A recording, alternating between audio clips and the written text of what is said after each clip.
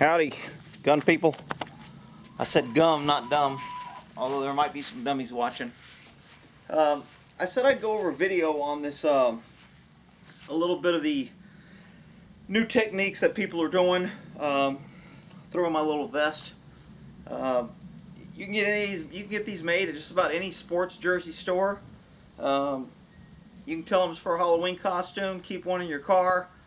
In a situation, mass shooting, something happens. If you don't want to get shot by the cops, throw one of these on.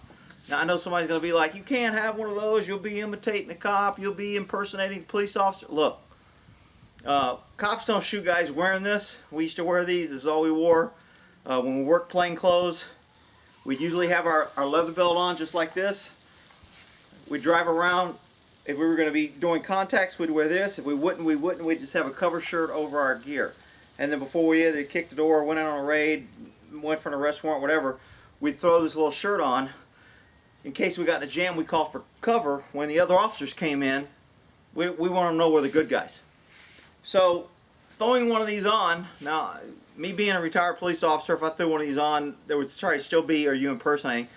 I'm not impersonating. You got to read the statute on impersonating officer. It's putting yourself out there as a law enforcement officer, trying to get favor, trying to detain somebody, trying to enforce governmental actions, saying you're a police officer.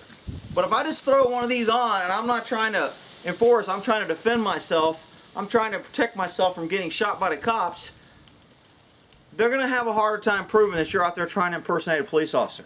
As far as I know, there's no law that says a non-cop can't wear anything that says police. They make t-shirts that says police, call 911, protect and serve. All this is another t-shirt that says police on it. Unless you're out there trying to pull people over and enforce a law wearing this vest, then you'll probably be in a jam. But to have something like this to throw on in a shit at the fan scenario to where they're shooting and you don't know who the good guy, bad guy is, this may stop you from getting shot. So anyway, I just threw this vest on, threw my leather gear on to give this demonstration. What I want to talk about is there's fads, law enforcement, guns, gun people are always evolving. Everything evolves. The only constant is change. So change is always happening. Some change is for the good, some change isn't for the good. What I saw in a video here recently, on the Russian video where they did the Russian training, you saw them doing this. They either did this or they did this. And it may look cool, and somebody on cops may do it, or somebody may do it in police movies. I don't see a need for it. If somebody is training this and is teaching this and saying it's needed, well then great. Give me the advantage and the pros to this. When I see things done, I kind of look at how is that tactical? How does that help me? There's two positions for me when I've got my gun out. Well, actually three positions. I can be on target ready to shoot. I can be what I call a high ready, or I can be a low ready. A low ready is if I'm moving and I'm going around somebody and I don't want to laser them, I can come around low ready and then I'm going to go back to high ready. So I can engage my target or come out and engage my target. So I don't want to be, to me, I don't want to be like this. Now somebody's going to say, well, you may be able to protect your gun. You may be able to, if I want to protect my gun, I want my gun here, I'll protect it here and be able to fire. I'll be able to grab and fire. I don't want to have my gun here. I don't want to have my gun here to where I get tapped and I accidentally shoot my own foot off, shoot my gut, shoot my belt, or have this down to where I'm covering up, or I'm causing my gun as a jam if it goes off because I obstruct the movement of the slide and it hits my chest when it goes off, and now it doesn't chamber around. And then I'm in a failure to feed and I'm tapping and I'm racking and I'm getting back in a fight. So where this is coming from, I'm not sure. I've seen it done like this. I've seen it done like this to where somebody checks their gun and clears it on a range. And I've seen different videos where people are doing this. And again, it may look cool. I don't see the function behind it. I don't see how it helps you either stay in the fight or get back in the fight immediately. Again, when I draw my gun, I'm either on target, I'm at a high ready, or I'm at a low ready, so I can move. So this is less movement to me. I can shoot on the ground and just target, bang, bang, bang, bang, and target you right up to where I can come and attack you. If I'm here, I guess I could do this. It just doesn't seem natural. It seems like more movement in order to grab my two-handed stance and come back up. So that's the difference between doing this way or that way. So when you draw your gun, how do you want to draw it? Again, always fast out, slow in. Never fast in, never fast out, never slow out, and never fast in, trying to get it in holster. Timing, bang, oh, all right, I'm done. Bad training. You need to train like you're gonna do it in an actual situation.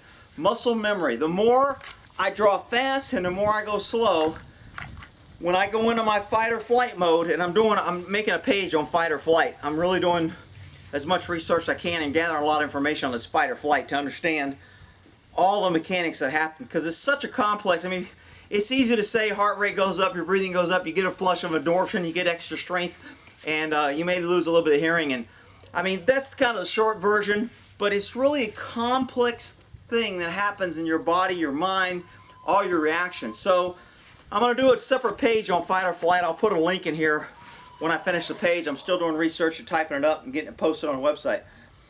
But this new this and this, I remember when the FBI first started shooting, when you first came out, you used to hold your flashlight in a cup and saucer position, and your flashlight was here.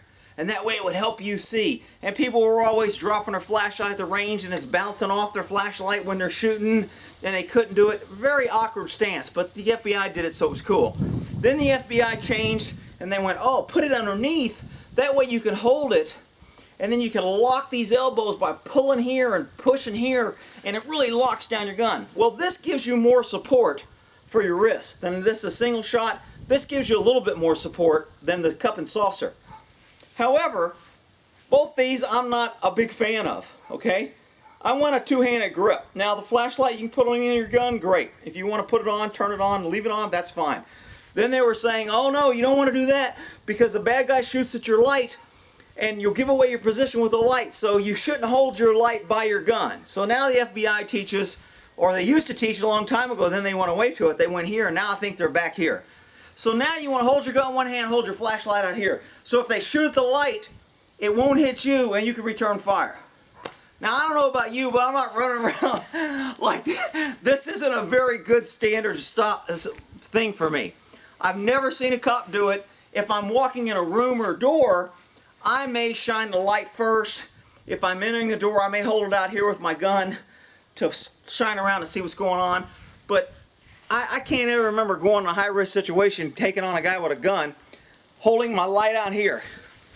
Did this for a couple times when we were clearing. Didn't really like it, didn't feel comfortable. So I like a two-handed stance. I like two-handed, I like consistency. When I draw, I go to two-handed. I don't train drawing and shooting one hand. I will train to be able to shoot one hand in case his hand was injured. I will do some one-handed shooting. And again, on the one-handed shooting, I talk about in another video. If you can't just a little bit, it makes this arm and shoulder one, and it makes it a little bit stronger for your shot. Okay, not like the gangsters where they're doing this in the movies. But just instead of this isn't a bladed, this little stance right here, this little cocking right here, gives you a more solid response or locking mechanism when you're firing your gun or with one hand. So it's good to be able to shoot and hit your target with one hand, so you know the recoil, you know how to shoot. But most of the time when I'm drawing, I'm in my bladed stance, I'm ready to shoot. I'm either at a high ready, I can shoot here, I can come in at a high ready, or I can go to low rarity to where I can come up and shoot, pick my target, go around my obstacles, and go ahead and get back on target quick. I don't see the function, don't see the reason for this other than looking cool. Bang, bang. And they're scanning. I'm like, are you kidding me? So if you watch the Russian video that I did on the Russian drill, the guy did that. So obviously they're teaching that. I don't know why they're teaching it. And I haven't heard the philosophy behind it and the reasoning and why it's good. And I'm sure if I'm in a close contact Congo line, they call it, where we're lining up, or you're calling stacking up before you make an entry, usually our guns are here. So it's not pointed at the guy in front of me. I'm pretty close, my shoulder's on him. When he moves, I move, and we go in on the Congo line. But maybe in that scenario, they're going to say when you're like this, if you do this, it keeps your gun from interfering with his vest or touching, or you're protecting your gun Maybe. I don't see it. I'm always leery of these new fads that come out with the shooting something that looks cool. If TV does it, you know, they got some guy that wants to say, hey, we haven't seen this a lot. This has been in a lot of movies. Let's do this. It'll look cool. Maybe it'll catch on. We'll start a trend. It's a bad trend. A lot of bad trends are started by movies. So anyway, that's my spiel on fads and the turning. Again, always fast out, slow in. I'm not worried about how quick I get in this holster, because when it's going in a holster, there should be no threat. Everything should be done. I should be relaxed. But when I come out, if I'm coming out, I want it to look menacing. I want it to look serious. I want it to be on target, and I want you to know that I mean business. I don't want to be messing around by good grip. Let me cross my thumbs. Okay, let me get my feet right. Let me look down. Okay, now I'm ready. Now, go ahead. You start training that way, and then in a crisis, your muscle memory, when that fight or flight takes over, and you lose the ability to think, you stop thinking in flight or flight, you go into reaction mode, then you can't think of what you've been thinking about on the range, where you're in that safe, calm environment, to where everything's kind of slow and there's no threat, your heart rate isn't up. Again, want to do good training?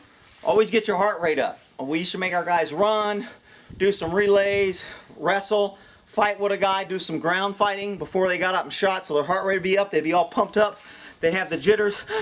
They just had the big fight so that we kind of stimulate that fight or flight response a little bit, get their heart rate up, start those other things happening, and then make them go shoot. And their accuracy would always go down.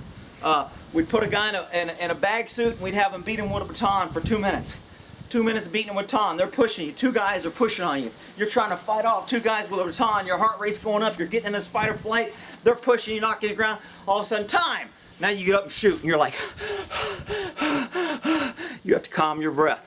You have to bring your body down to center. Concentrate. Get back on target, focus, and get hits. So all those are good training. Now, again, this, I don't see the purpose. Okay, that's my spiel. Somebody may go, oh man, it's a great technique. You should do it because and blah. Okay, well, put it in the comments. That's fine. All right, hope that helps. We'll end that there. Hi, boys. What are you guys doing? Watching Dad? All right, we'll end that there. Buddy, Miss T, you're good boys.